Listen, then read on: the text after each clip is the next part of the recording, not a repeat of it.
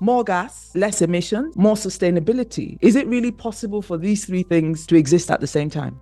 Huge monies are being owed to investors over the years. The gas debt is over $1 billion. We do not have enough gas. Call our leaders. They must become more accountable. Good afternoon, everyone. Welcome to this episode of What's with the Grid, a conversation with women in the power sector. This podcast is brought to you courtesy of the Women on the Grid Hub. The Women on the Grid Hub is a platform that brings together senior policymakers in the power sector who happen to be women. The platform serves the purpose of enabling networking, mentoring and modeling, as well as policy influencing. This afternoon, we're looking at a really interesting topic. We're looking at gas as a transition fuel. As we know, Nigeria has committed to this. And here in this room this afternoon on this podcast, we have some Amazons in the industry to talk about whether there's a difference between a rhetoric and reality, whether this is realistic. And they will be addressing this very important policy topic in a way that only women can, bring in the special flair and the real life imagery to go with it. So let me introduce our very esteemed guests for this episode. First, I'd like to introduce the women who are with me in the room. We have here a general manager, the Nigeria bulk electricity trader, NBET. I'm talking about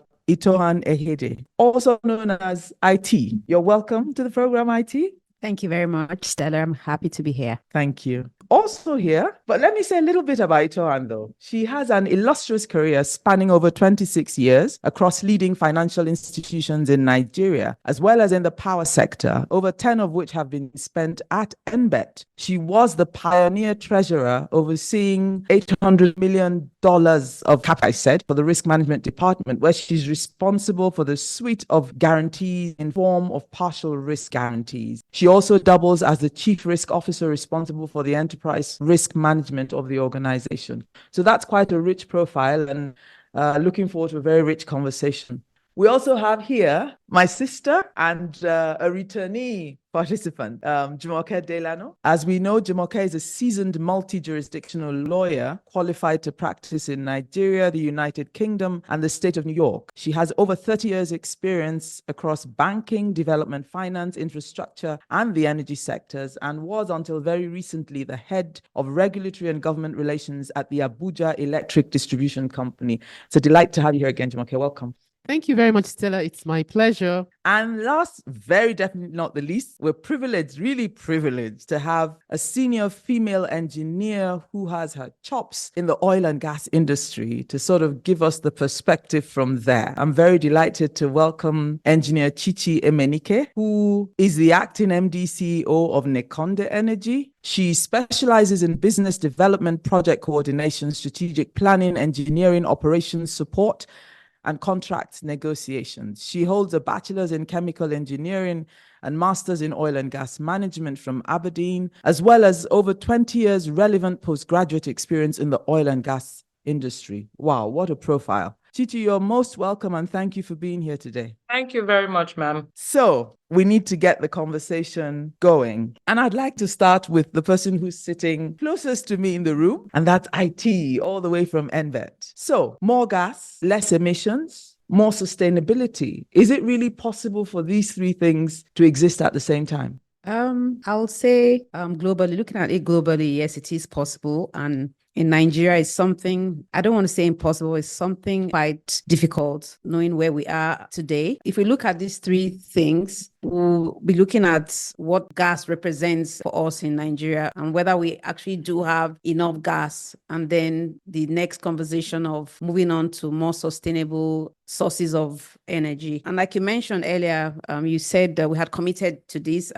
Coincidentally, I was at COP28 where we signed on to say, yeah, we're moving with the whole world. But if we look at Nigeria and look at where we are today, especially in the power sector where I work, we do not have enough gas. Most of the power on the grid is almost 80% thermal and 20% hydro. And those are the two main sources of power we have at the moment what we'll say, both within the country and outside, is there are things that can make this work in terms of what kind of policies do we have? What are we doing to the kind of plants we even have, even for the thermals? Are we looking at how efficient those plants are? So I will say that, it's a story that is being said, but how near we are is something that it's another story completely. Absolutely. But with people getting more literate and all of that, we see people moving away from firewood and coal pots and all of that, and moving to more better sources of power,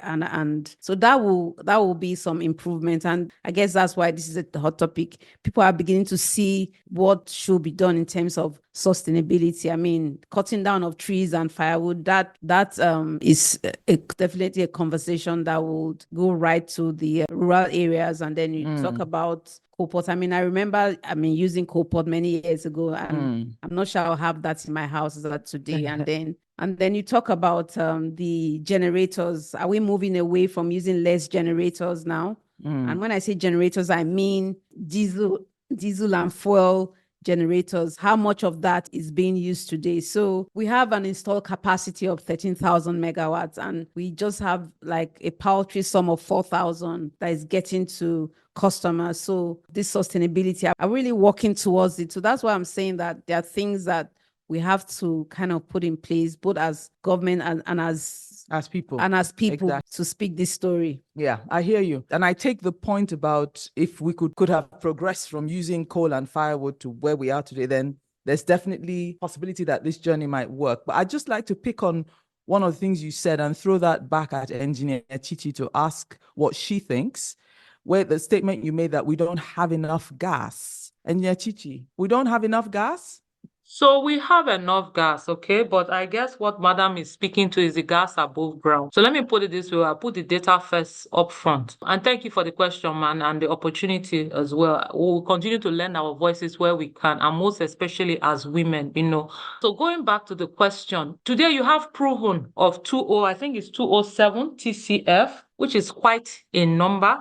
If you churn that out, it can make a significant spin around in whether the power sector, gas, or industry, wherever. Then you have unproven of anywhere between the regions of 600 to 7 TCF. That is quite some volume. All the other countries in the world who have done a lot with their volumes, they don't even have the much that we have. The problem that we have is we have not unlocked these gas reserves. We have not unlocked these resources, all right? And there are so many parts to this. So whether you want to look at it in terms of policies, whether you want to look at it in terms of the investments that are required, the funding that is required, whether you want to look at it in terms of creating an enabling environment where people put in their money and the monies come out. Don't forget, gas is not your typical crude business, which this country has done for several years now. So gas is what relies on what we call long-term money.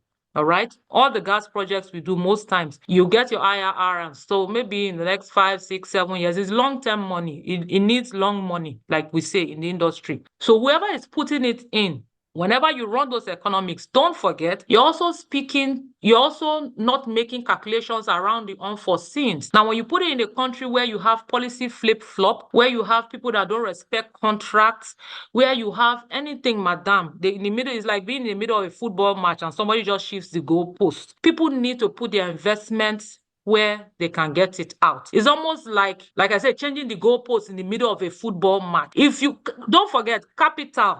So apart from gas, I do a lot of crude business. I work today heading this business. We produce over 35,000 barrels of crude. We also juggle around for money because we're seeking growth on our assets. We have volumes that are huge.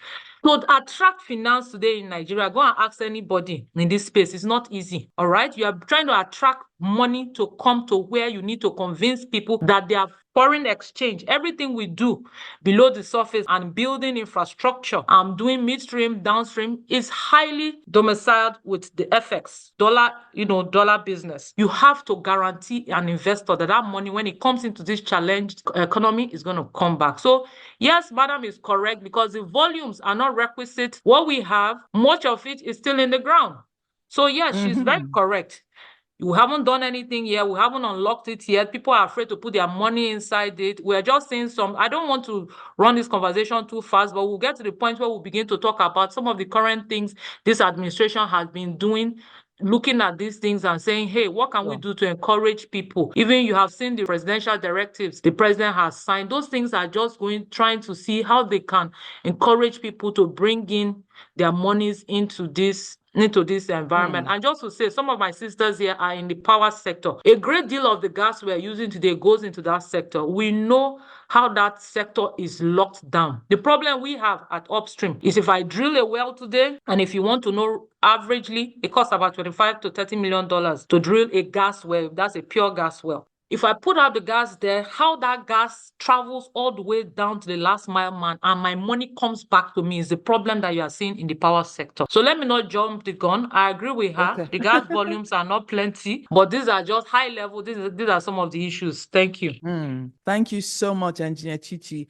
I mean, when you were talking about shifting the in the middle of a football game, I thought about Nwabali at the last African Cup of Nations. Like, I don't think he would be the hero he is today if they kept shifting that goalpost. So, sometimes that's they even quite take the ball out of the match. Sometimes they take the ball out of the match. Now, so then everyone else is running around in a field without the ball. Exactly, it happens. It happens. That's quite challenging. Correct. The point you made about things still being, the gas still being in the ground. I was having a conversation, we're having a conversation in-house on the program.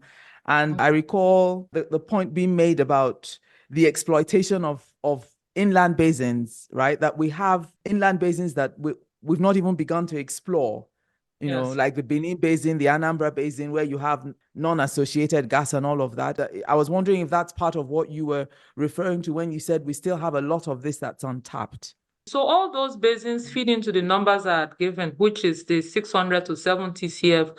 That is, like I call them, they are not proven, all right? Not proven simply means we have to do all the seismic and we can speak to it authoritatively. Now we have the 206.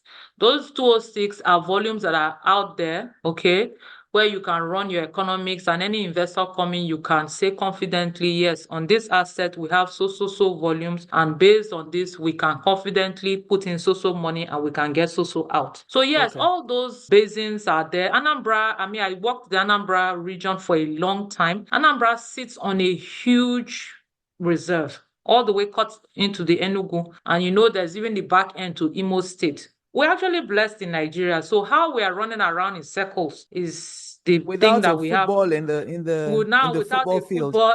So the current president is trying to help us, first of all, to bring the football. Then maybe into at some point he will determine where the goalpost can be. And we'll have some people who will hold that goalpost to make sure that it stays there. Not that all of us are running down south of the field, and then the next thing we find out that all along the goalpost has been behind us. Oh my goodness.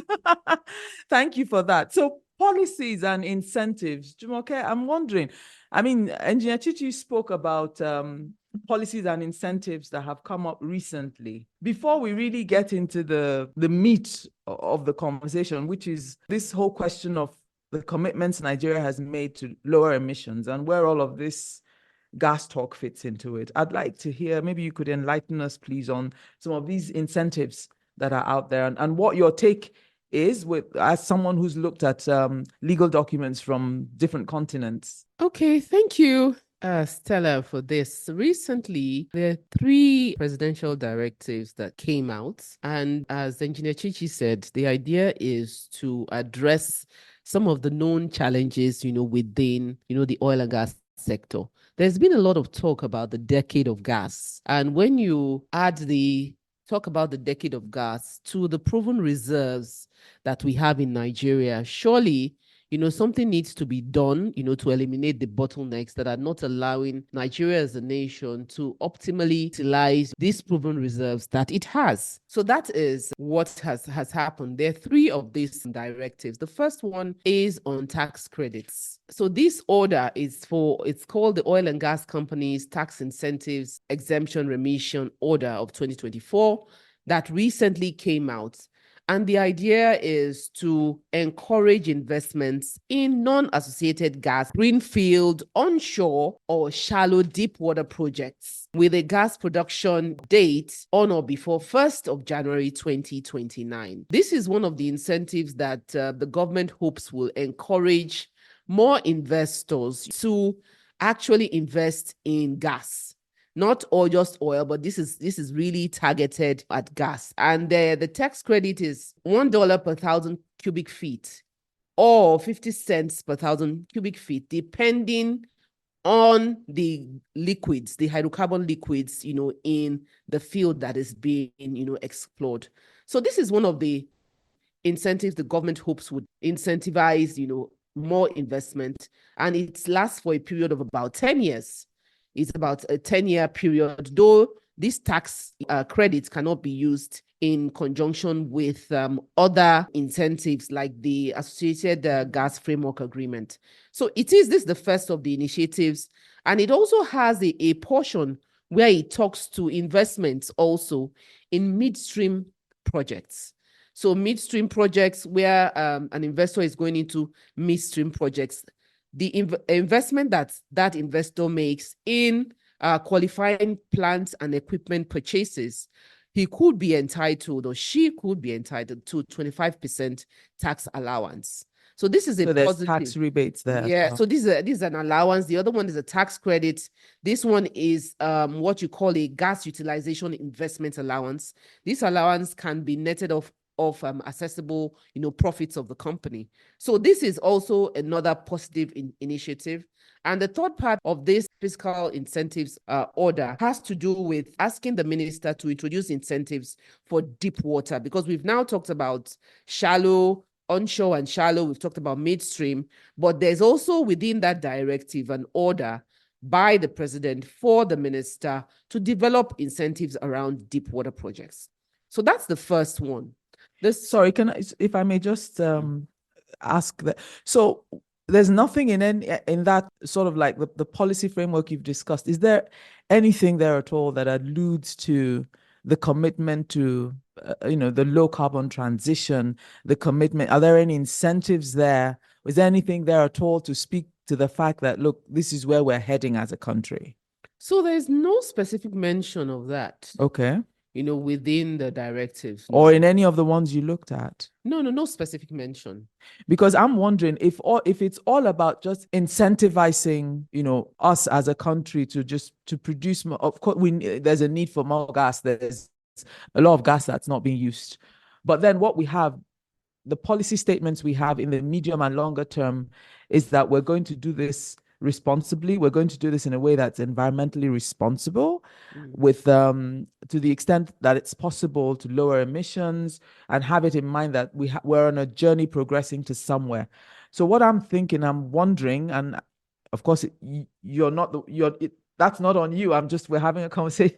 I'm happy if that's to. not there, if that reflection is not captured in these incentives, is it like we've just made a commitment, like IT said, we just went to COP28 and said, yes, we put our hand up, we're also one of those that's doing gas as a transition fuel, then we come back in country, we have a slew of incentives that don't even acknowledge the commitment we made on a global platform. So I'm just wondering, what are your thoughts about that?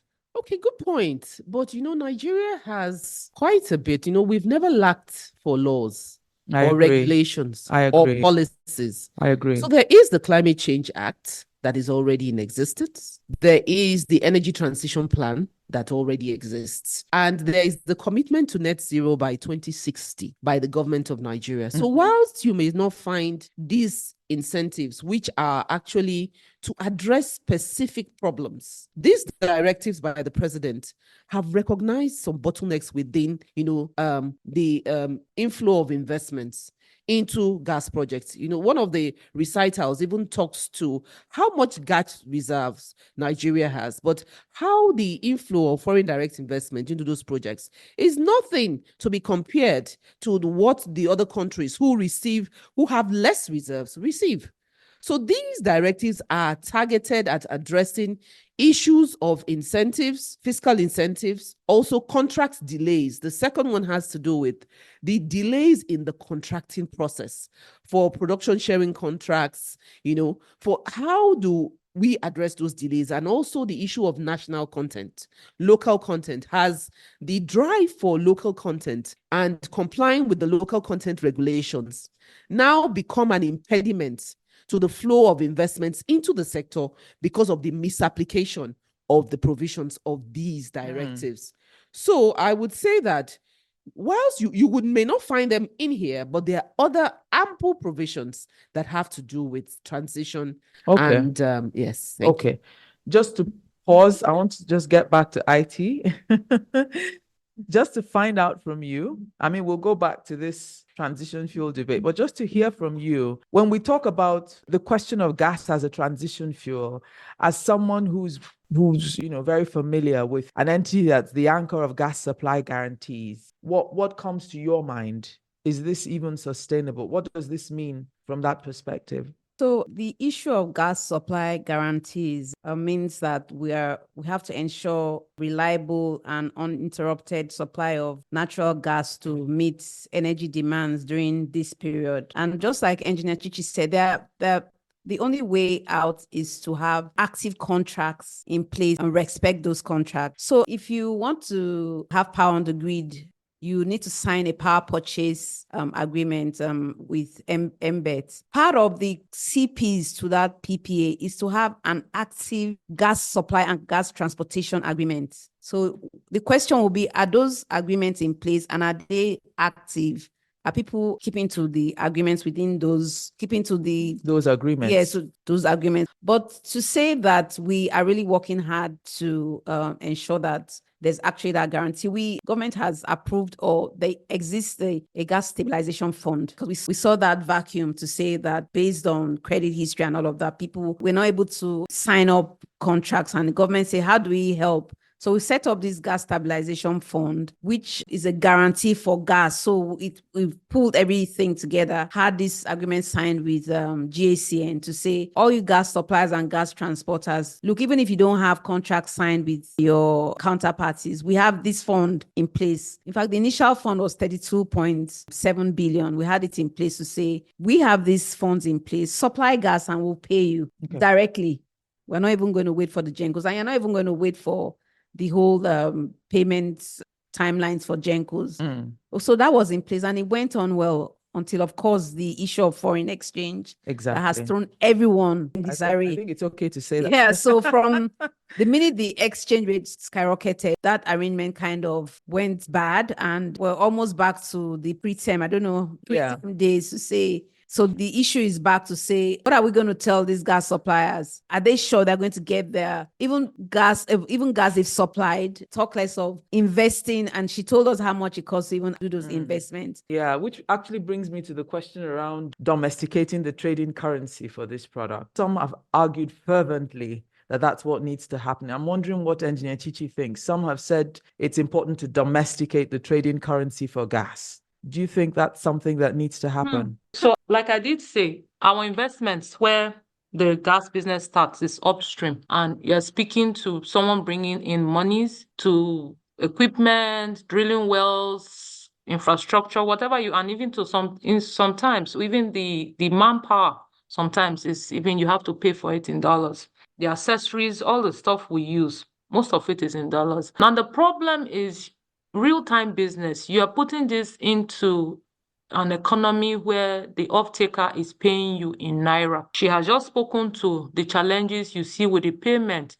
If you want to know, the gas people are owed over $1 billion. So I sit on the Nigerian Gas Association, just to say I've sat on council several years, and I'm also an ESCO right now. I've seen this gas industry from so many places. I can tell you the story from different angles. Huge monies are being owed to investors over the years. The gas debt is over $1 billion. We're even thinking how to unlock that. That is people's money. Those are people's money, real time money that has gone in, and he's not yet out. Now, to tell someone that you want him to bring in money, drill well today, and you know there's a part of this angle that is called DSO, domestic supply obligation, which is whatever we're doing, we try to make sure a part of this gas is domiciled in country. And honestly, it will do good for us, okay? What we would need would be special creative. So that is where maybe someone had mentioned the GACN. There's some things that we are trying now to create. What's a SPVs, GACN? Gas Aggregation Company of Nigeria. Okay. Yes.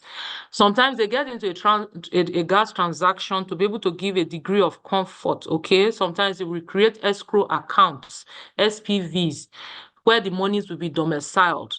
But trust me, anyone having that money coming in, everyone you see today dealing with this domestic market is looking somehow how to hedge their naira, maybe in terms of having a bit of it sold outside. We have, because that is just the truth. The naira doesn't have that much value. Anything you put in here, how it comes back to you is what feeds your investment. So it's real-time business. Capital goes back to the place of greatest return. If the money is not too sure here, they will take it and they will go to Mozambique or go to South Africa or go to Ghana, where they're sure in the line of all the other parameters that we have talked about. And you just to go back to the question you had earlier, I just wanted to bring it, and it was mentioned here that we are not a deficit in making laws and policies. It's how to even run with them. Now, just to also talk that we have the Nigerian Gas Flare Commercialization Program. That is a program that has been ongoing for some years now that is targeted towards reducing flares across the country. I was privileged to have started the program at a different part of the value chain when a World Bank came into it, and we've committed to, that's where this conversation of having one leg in reducing carbon emission and all that is domiciled. Yes, so it's an ongoing program. 42 companies have just been awarded. We're also part of it. We're just trying to see how to get the initial bottlenecks out of the way to see how this can become a reality. With that on ground, maybe infrastructure being put into place, we might begin to see pockets of smaller gas projects, which will begin to ultimately reduce this entire volume that we're looking at as gas flares. So some of those things are there. Another part to look at is also the PIA 2021. The PIA has some parts that you also see that Sorry, the please, president... that's the petroleum industry. Sorry, for purposes of our Yes. listeners. Yes, the one, yes, for the Petroleum Industry Act of 2021, which initially was the Petroleum Industry Bill, all right? That was signed into law in 2021, and it enforces some of these discussions that we're having. So the PIA has in place some of those laws that also, try to encourage, and that is where you see the president drawing out some of these incentives and directives that, he's currently doing. So let me just leave it at that, please. Very important point. Personally, right? Like I hear the argument about we need to do this business. It's resonating loud and clear. What I'm not hearing enough of is we need to do this business in a slightly different way. It sounds to me like it's more about whatever we can do to just do the business.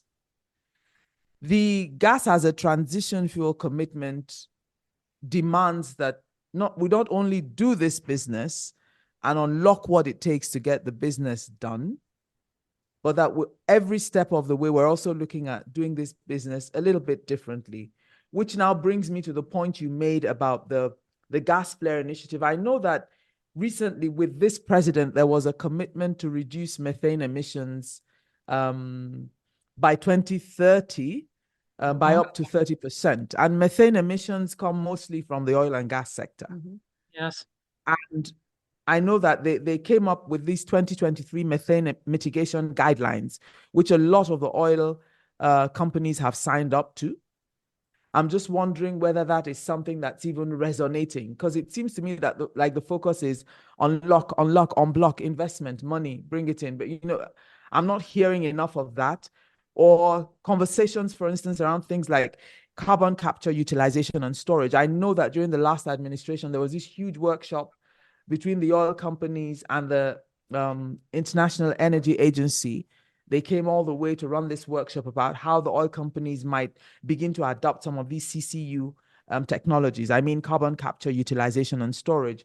So I'm wondering for all of us around the table, whether we're aware of this and where this fits into this conversation, because like we've all said, I think Jumoke said it and Chichi said it as well, we're not a country that's bereft of laws. Laws and policies abound.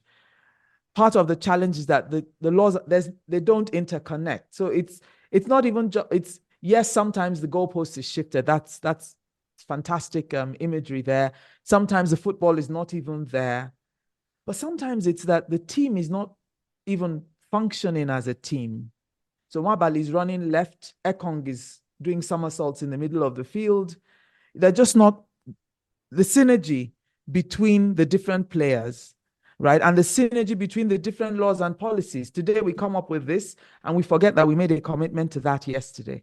Yeah. So I guess the headliner for me with this, my bit of a rant is, what about all these other things? What's happening? CCU with the 2023 methane mitigation guideline. Is anybody even paying attention? Is anyone even implementing this stuff? Are these conversations happening in the boardrooms where you sit on, Engineer Chichi, or IT, or Jumoke, or is it just about unlocking investments? So for us, for instance, like I said, I sit on a producing asset. So this is big for us. Even on our asset, we have two buckets of gas. We have the associated and the non-associated. Associated being the gas that we get out of our current drilling activities. Now, what is evident today, especially with the gas flare the gas flare law. So it's the gas flare law that backs commercialization program. That law is flare prevention and regulation, something. I can't remember the full name. It's 2020, since 2018. That law has got everyone in the industry sitting up today, because previously or prior to the law coming up, you had producers paying almost nothing for flares. All right. And this cuts across the indigenous and the IOCs. It was easier to pay for it and get rid of that gas than bother with it. And if you do know, I mean, I go to my fields all the time. I can tell you in reality, for someone who has been there, if you get to a field where gas is being flared, it's almost maybe akin to being hellfire. It is really hot, and you can imagine the damage that is going on to the environment. So right now, you have those flare penalties going at almost $4. Okay, it's increasing. As a last count, it was $3.50 per thousand scoff, MSCF. All right. Meanwhile, let me give you an example why that is very. Let me give you something to put in perspective. So for those selling power to the power. Selling gas rather to the power, this thing as stipulated by government, that is $2.18. So you imagine you pay more for penalties than you will pay to sell that gas. So then is that being enforced though? Yes, it is. It is. Oh yes, all the discussions we have with NUPRC today, all my reconciliation notes, my royalties, all those conversations, there's a segment there, unfortunately, for the little ones I still have that I'm flaring. So I have to run around and do something about them, because it messes up your economics. All right, so you are forced. I see. Yeah, it messes up your economics, because what it does is whatever value you think you are gaining from the crude sales is ruining it, is eroding it. That is the reality. So as someone who's sitting, sitting at the head of a gasket, you're saying you've had to pay penalties for flaring? I tell you. I see. And it's been enforced. So is it the NUPRC that enforces this? Yeah, so you have NUPRC, of course, that's DPR separated into NMDPRA and the commission. So the commission is the one that drives the upstream business. All right. So they sit and then they chase us for this. So they're doing their best to and then even for us. So now we have, let me tell you how this thing sits. Okay. So even with our lenders, many of them we are talking to and trying to convince them to bring their money to Nigeria. They're international. So you have discussions around ESGs. Okay. How responsible are you as a company? What are you doing to your host? So you bring in even the leg of the host community trust fund. I also have that ongoing on my asset today, which shows that you are even responsible to the community where you operate. The truth about this, madam, you have these conversations happening at different levels. As Nigerian people, sometimes we prefer when someone follows us with a whip, but it's happening. It is not that I easy, see. but we are being pushed into line. You recall I also said something at some point that we can't do this business the way we have done crude business over the years as a country. Even today, you will see PIA speaking to things like abandonment. Where people do oil and gas business in the world, there's even an abandonment plan. When you are buying the assets, even some of these assets we are selling today, which are already mature assets, there must be something in your plan that says when you are done with it, how do you cover up the wells? How do you leave that environment? So these are the things that we are trying to do. Maybe someone is not highlighting it every day, but those of us that are doing, we are getting better, Having especially for conversations us. about that. Yes, Yeah. we are.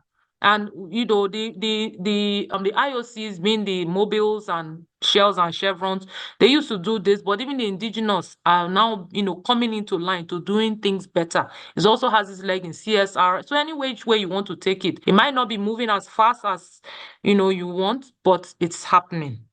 Okay. It's happening. Maybe thank you for that, Engineer Chichi.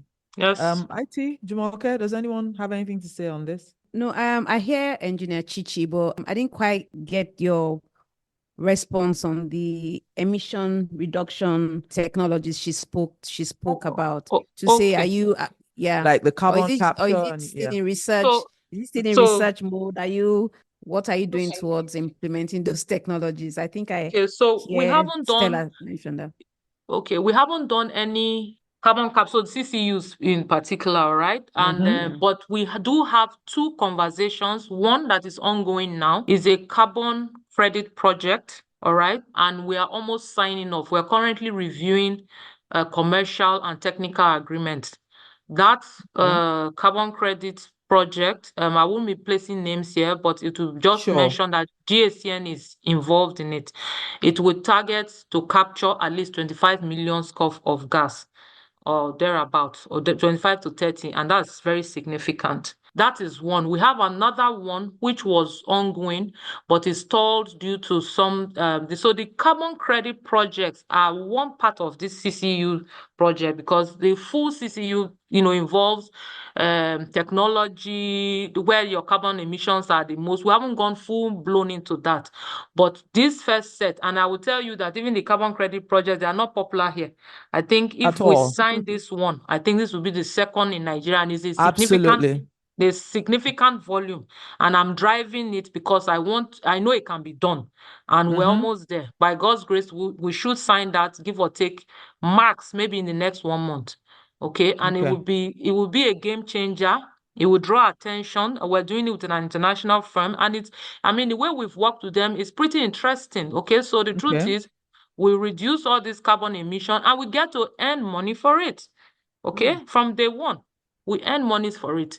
They're coming in with investments. They will help us put in place infrastructure, tidy it all up. This is a different conversation for another day, but Absolutely. just to show that we're in the doing of it, and it's also possible. So with that one off the shelf, I can confidently speak to other, because we have a huge asset. I can confidently speak to other, either themselves or any other carbon credit firm, about the other type of businesses the other clusters we have on our different assets. Okay, thank you. That's very interesting, and I actually like the determination in your voice, Engineer Chichi. I think, yeah, that's when you hear a woman speak about something she really wants to get done. That's how it comes across, and I wish you all the best with that. It's also important that you've admitted that it's not popular, so it's not. You're sort of pioneering something, if we may put it that way. So it's yet to in terms of awareness, in terms of actually encouraging more of this, we need to, because we've made commitments to this stuff.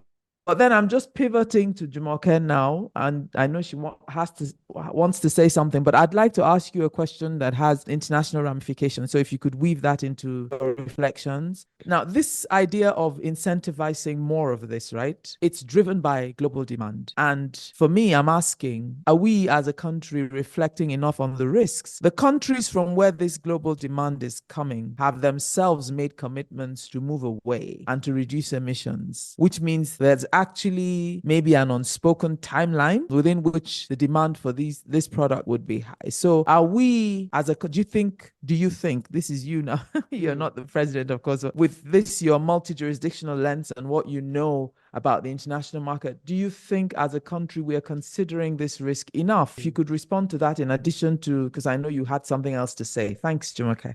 Okay, thank you, Stella. And Engineer Chichi, thank you for the very rich experience that you brought to the conversation based on your role. So my own question is that what is the effect of this of funding? Because you also mentioned in your conversation lending that the projects are funded externally in foreign exchange. But with the drive towards clean energy, some have said that there is not much funding for gas projects. So that is one of the issues that I would like you to maybe speak to. Have you seen a decline in the funding available for gas projects? We know that the war in Ukraine sort of twisted the market such that even countries that did not want, that were all speaking about clean projects only going forward, have reversed themselves.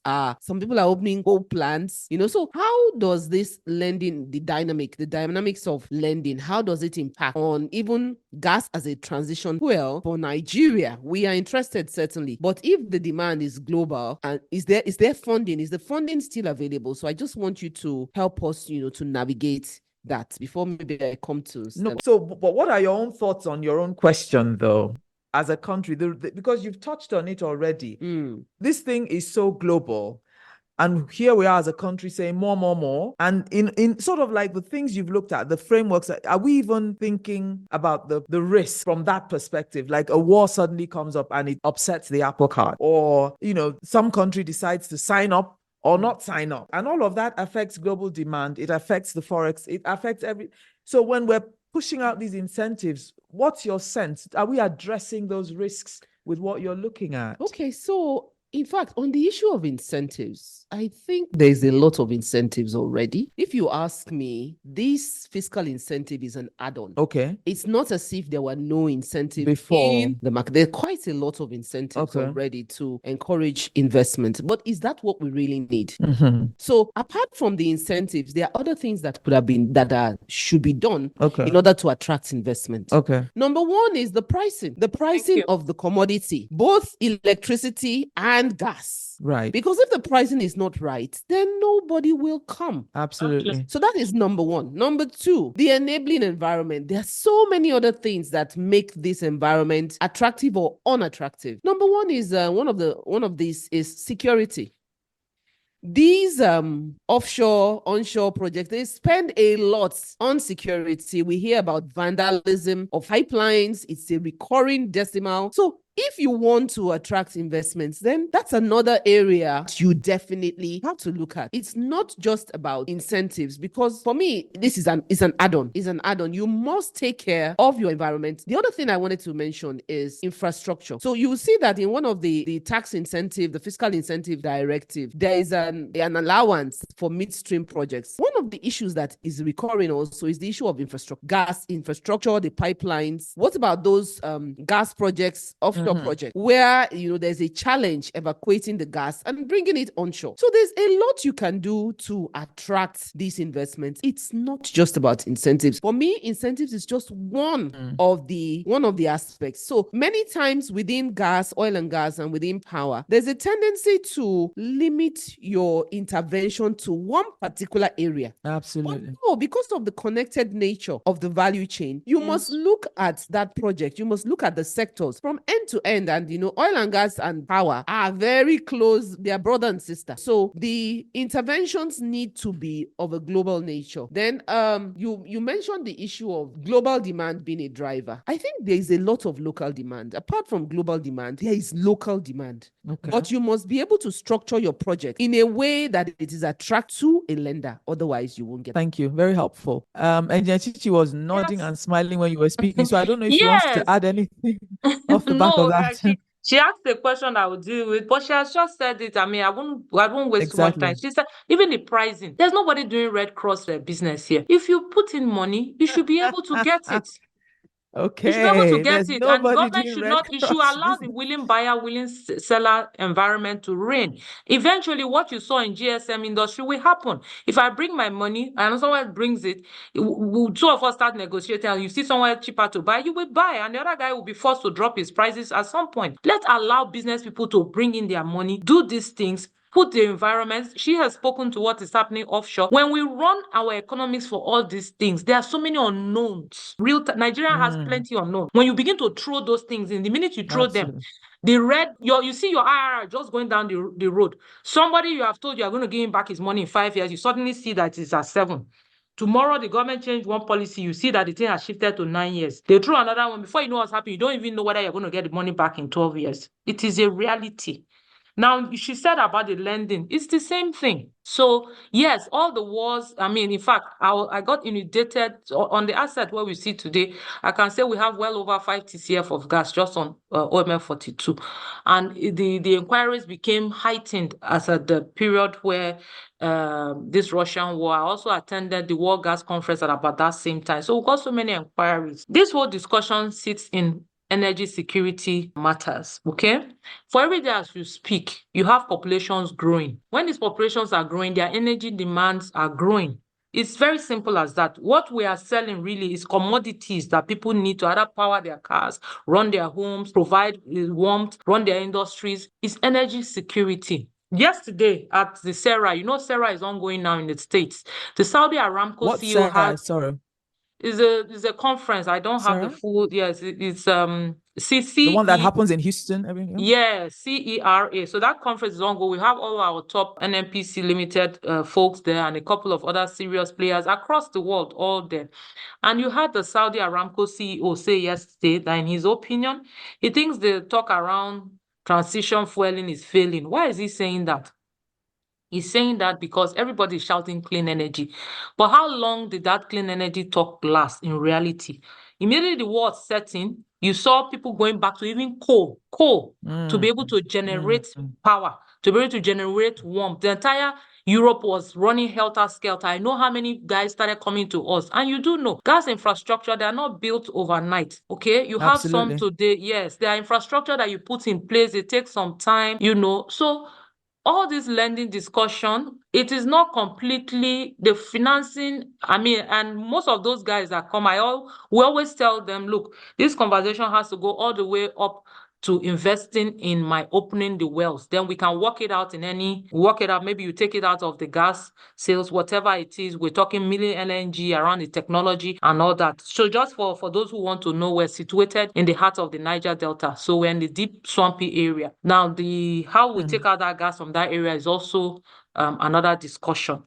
These monies, people are saying they're bringing them, but they're also looking at other things. I think for me, the money is not completely the problem. The problem is the environment, that enabling environment. Anybody bringing monies to you has to have the comfort that that money comes to Nigeria and it gets out.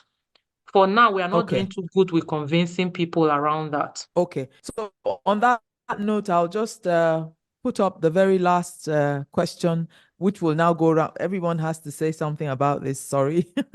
And it has to do with our communities. So I happen to come from the Niger Delta, and each time I hear pipeline, I feel like jumping because there's just something about pipelines that makes you okay, are they vandalizing it somewhere? Or is that what's going on? So we've heard a lot and we've seen a lot, and I think Engineer Chichi, you talked about it as well.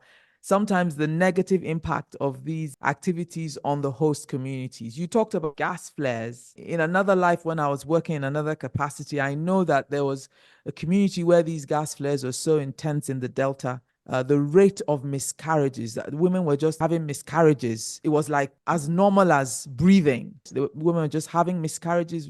It was so frequent, the rate. There was a spike community. And even though there was not enough money to make the scientific link to the intense flares, because it's very pricey to make these links in a court of law. But we kind of suspected that's where all of that was coming from. Now, the question for me is, given where we are with the country's gas infrastructure and the impact of these on host communities, where does that even fit into this conversation? Because like I said sometime middle of the podcast, I'm hearing a lot about, and I'm not talking about from the ladies in this room on this podcast, I'm talking generally, the national policy conversation around this issue seems to focus more on blocking investing. And I understand that even the global conversation with the war in Ukraine seems to have also shifted in that direction. But coming back to the Nigerian context and what this has done to community, what do you think we might do differently? Or is there anyone in the room who thinks we don't need to do anything differently and it's fine as is? So would like a couple of last words from everyone on host communities and where they fit into this conversation.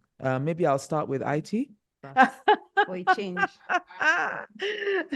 You're from the Niger Delta, so let's... Yeah, so I mean, Dr. Chichi has spoken about the Nigerian gas flare commercialization program and how there's a charge of $4 per, I don't know the unit she used, but if these policies are being implemented, then would have less effects of these gas flaring on the host communities. So many policies are in place. I mean, the CSR for the gas companies and all of that. I'm sure there are a lot of policies in place, but are they being monitored in terms of implementation? Because it is the impact on the host communities. It is very obvious based on reports we get from there. And then of course the flip side is, yes, the host communities have the what they suffer from. Then they also impact in terms of vandalism and all of that. So it's a two-way thing. We need to ensure that the policies are around already on those sort of things.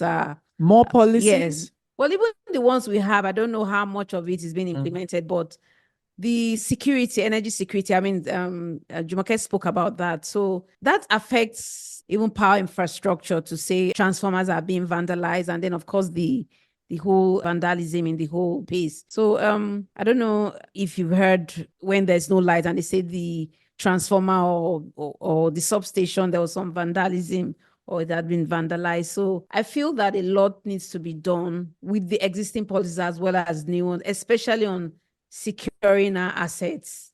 What I would say on that. Okay, thank you. Do you okay? Interesting about host communities. And I think one of the things I learned when I came to Abuja is the fact that governance is not easy.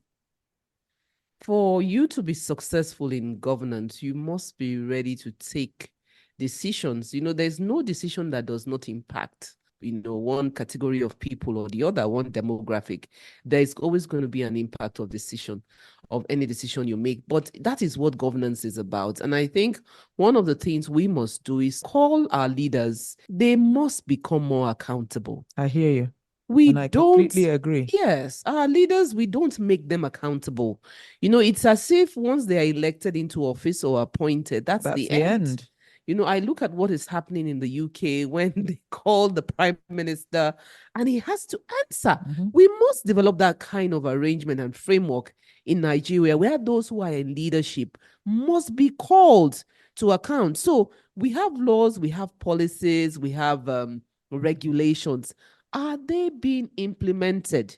And how much are we, even as members of the society or the community, contributing, to the inequities and the injustices, that we see around us? So for me, it's about the accountability of leadership and how, as members of the community, we must hold our leaders accountable. It's not just about laws, not just about policies, but what are you doing? Are you really? And of course, if those leaders are not, they're not functioning as they should, then we begin to look for alternatives. Thank you. Thank you, Jumoke. Alternatives. That's an interesting, even the way she said it with the, the emphasis. That's a conversation for another podcast. Engineer Chichi, what do you think?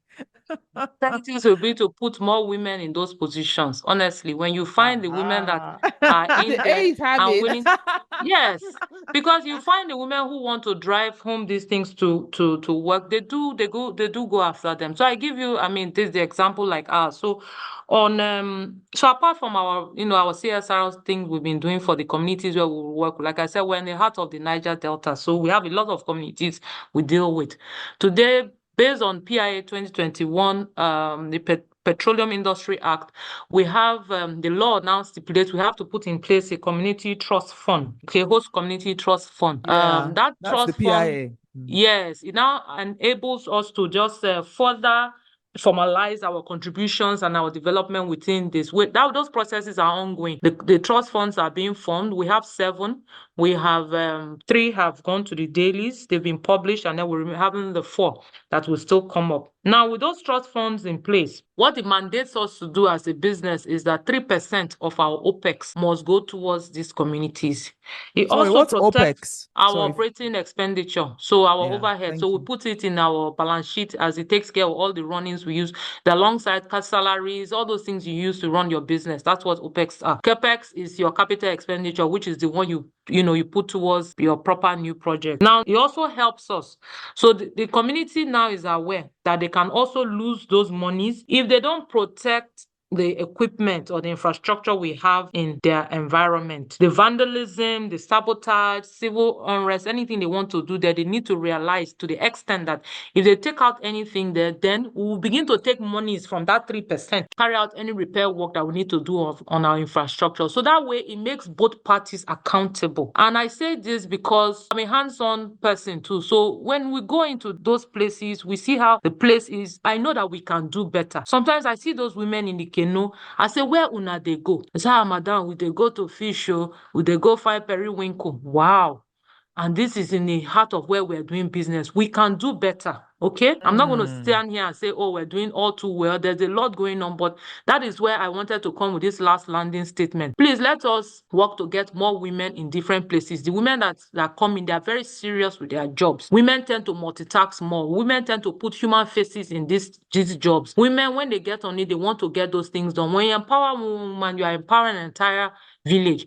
It is more like even an economic imperative. Get women into these places, get women on the table that understand what needs to get done, and push for more of these CSR projects, push for more of these things to get done, because ultimately we are all Nigerians. We don't sit down and pay a percentage of those community people. I deal with some of them too now. I also know some of the chiefs are living in Lagos, in Lekki, and the community is in Niger Delta. How does it impact on what is going on there? So this post-community thing, we are working with them, hoping to do more. The other programs we've been running normally, the health ones and all that, but there are more things we can do. We have generators, gas generators we have in some of those communities where we take gas from our operations, power the community, but there's still more that can be done. I guess that would be it for me on a closing note.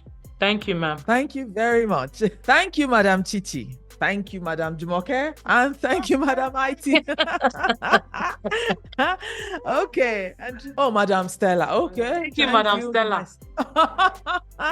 Okay. Thank you, ladies. This has been a very interesting conversation, and I'd like to say a big thank you to our guests. A big thank you to the Nextier team who are responsible for producing this and who've made sure all our equipment and gadgets are working well. We look forward to hosting another episode of What's with the Grid, a conversation with women in the power sector. Until then, have a great rest of the week. Bye.